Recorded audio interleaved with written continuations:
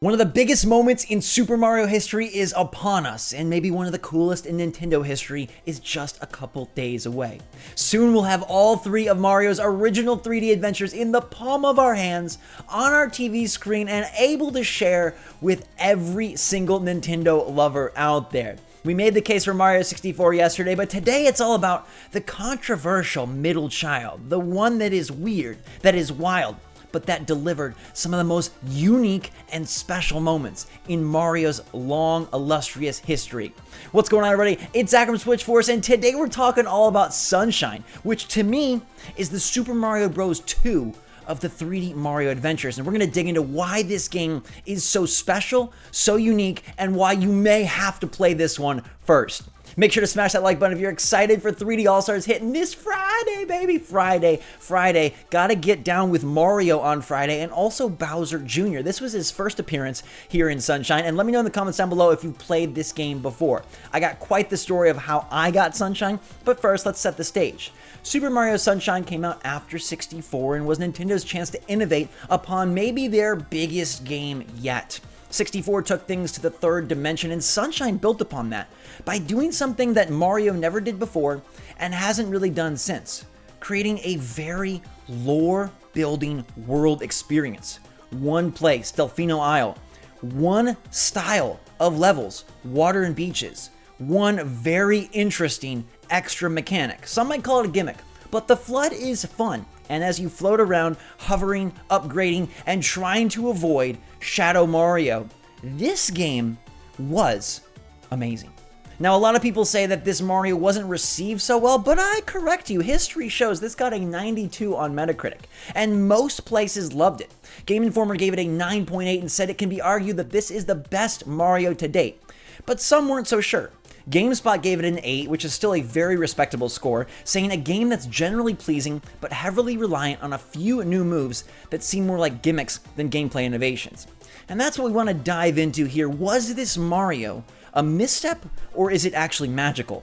Now, in the Switch cartridge, they are going to be stretching this bad boy to the full screen, making it look oh so pretty as you fly on the Fludd all around the Piantas and the crazy enemies of Super Mario Sunshine. What makes this game so strange is that it does have a totally different cast. It introduces cutscenes and a voiced Bowser. The water's great, hey, Junior? Sure is, Papa. You get to the end of this game and you'll get to hear Bowser talk. I don't know that Bowser has ever uttered anything else, and probably for a good reason. It is a spooky moment that will stick with you one way or another. Bowser Jr., who is the son of Bowser, Baby Bowser, by the way, is Bowser when he's little. Quick history lesson. Bowser Jr. is the son of Bowser. Two very different people that look very similar. Bowser Jr. has the mask on his bandana. You gotta look for that. And here he was, the villain. But he wasn't so villainous. He just wanted to reunite with his mama. I'll save the story spoilers for when you play. This game was interesting. 8 levels, reduced from 15 different paintings in Super Mario 64. But it still housed 120 stars, although this time they were called sprites. Shine sprites. You flew to this mystical island for a vacation. Mario definitely got a vacation, but his moveset nearly doubled, expanding in so many ways because of the Fludd, this backpack full of water, because of a rideable Yoshi, making true on a promise that we saw years before in Super Mario World, but now in 3D. And you use your water to squirt, to fly, to solve puzzles, and to zoom across the different levels. Levels like Pina Park and Nico Bay, Rico Harbor, Bianco Hills, and Serena Beach. One that sticks out as a super tough challenge with those manta rays swarming beneath the sand and the big hotel. Oh, this game has many magical moments, but it also is unique. Miyamoto would discuss how this game was built in about a year and a half and they were kind of rushed. And maybe that's one of the reasons that the variety is on the slimmer side. You can look at this, almost anything in Mario Sunshine, 2 different ways. One, wow, they really doubled down and created such an amazing area that could be expanded into a full game. Or on the other hand, they didn't have time to create variety and all the levels feel kind of the same. I will admit that the challenges here are less varied than they were in 64 and far less varied than they would become in Super Mario Galaxy. In fact, Nintendo decided to go about face and change Mario's strategy from here on out, and we've seen that even on Switch in Super Mario Odyssey. Before, with Mario Sunshine, they really hammered home one set of mechanics and wanted to utilize those across an entire game. And then in Galaxy, and subsequently in Galaxy 2 and 3D World, we see Nintendo adopt a totally different ideology, where they introduce a mechanic, let you play with it, and then take it away. Introduce a new mechanic, play with it, and take it away. But Mario Sunshine is that middle child. It is Mario Bros. 2 of the 3D titles. It has weird characters, Piantas, the chubby glooby guys with palm trees atop their head, and the tiny soft-spoken Noki, and even the strange cataquack ducks that scattered amongst the sand. This game felt at times like a dream, as if the lore of Mario whisked away and was filled with something unfamiliar, but kind of fresh. Very similar to Mario Bros. 2, which took the enemies and locations of Mario Bros. 1 and said, I mean, Mario 64 was very much that way. It stayed true to the known lore elements from the Mario Bros. Franchise. It was Mushroom Kingdom at its purest.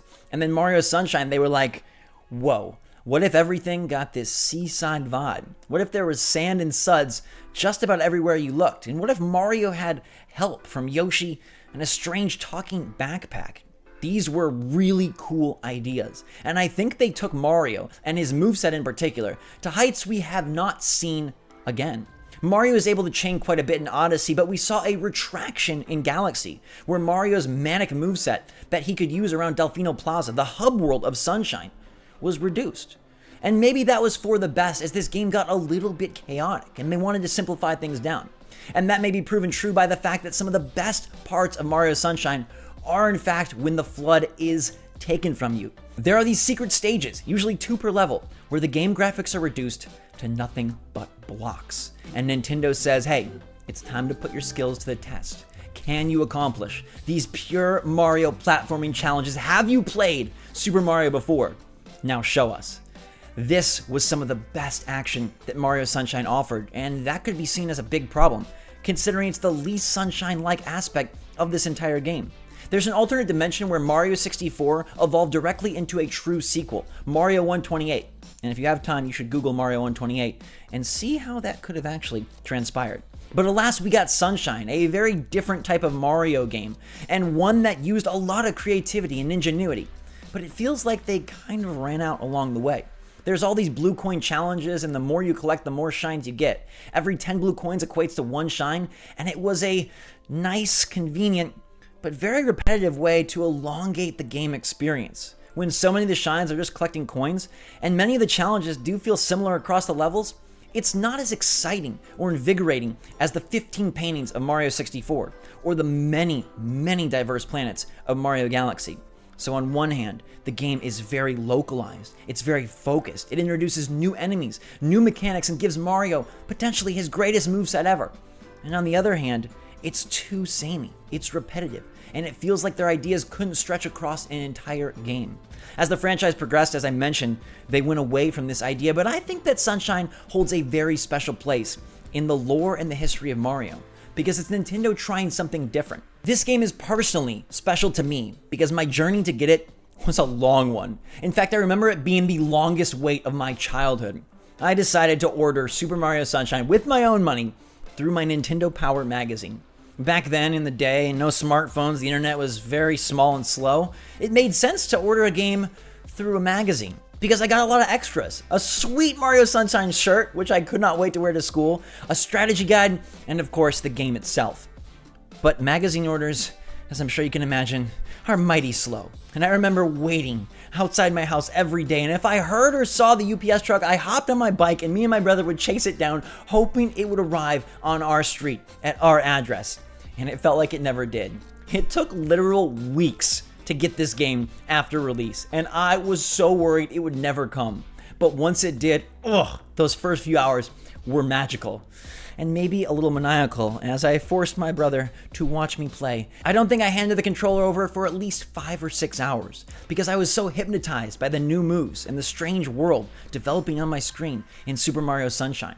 I waited so long I wanted to find out if this one would be as truly classic as 64, and me and my brother spent countless hours playing together, and I'll treasure those memories forever. Nintendo is 2 things more than just about anything else. They are dedicated and committed to their craft, and they are quirkily creative. And is there no better example of these 2 significant pillars than Super Mario Sunshine? It is weird, introducing a whole new set of enemies, cutscenes, and a Bowser that talks? A strange storyline, a localized universe, and an entire plaza for you to play and experiment with a brand new moveset that would never be seen again. Yes, it could be regarded as repetitive and stretched thin, but I appreciate and respect that Nintendo went about face here. They didn't just double down and give us 20 paintings and a new castle with a little bit better graphics and a few new bosses. They went the extra mile and delivered a game that is unlike any others in the series. It's so interesting to me to consider the placement of Super Mario Sunshine within the history books of Nintendo and the mustachioed plumber himself. Because if this game was received with pure bliss, it could have changed the trajectory of Mario for years and decades to come. Each game could have been dramatically different from the last, but instead, because of some pushback, some wondering if maybe this way of building Mario wasn't gonna last, they decided to change course and go back to a lot more sporadic variety. Sporadic variety that would create some of the most ingenuitive and amazing levels in Mario Galaxy, Galaxy 2, and eventually Odyssey. So Sunshine is special, and there probably will never be another Mario like it. Although that would be really cool to see Mario designed around a specific hub world and a specific idea, a concept, a way to build lore around one singular vacation, one singular trip for this man and his Mushroom Kingdom crew.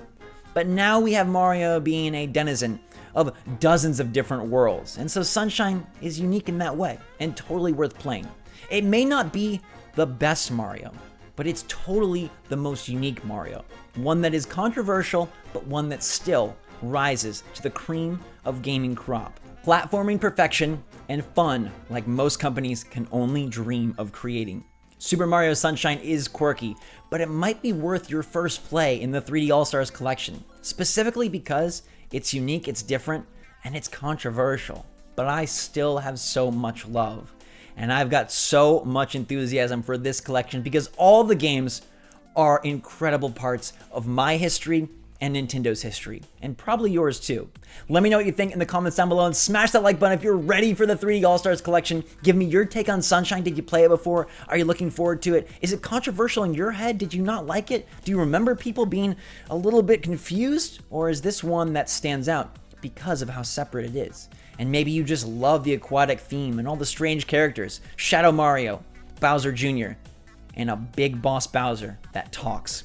Unlike anything else, and able for us to experience in just a few days. That is Super Mario Sunshine. I cannot wait to stream it with you all this Thursday, getting it a little bit early, I believe, so I'll see you there. In the meantime, make sure to have a fantastic, wonderful day. Stay safe, stay healthy, stay happy, and stay smart out there. I love you guys so much. Members, special shout out. I hope to see you on the streams and the videos. One more game in this collection to go. If you missed the 64 video, go check it out. Galaxy is up next. Until that time, thanks again, everybody. SwitchForce, out.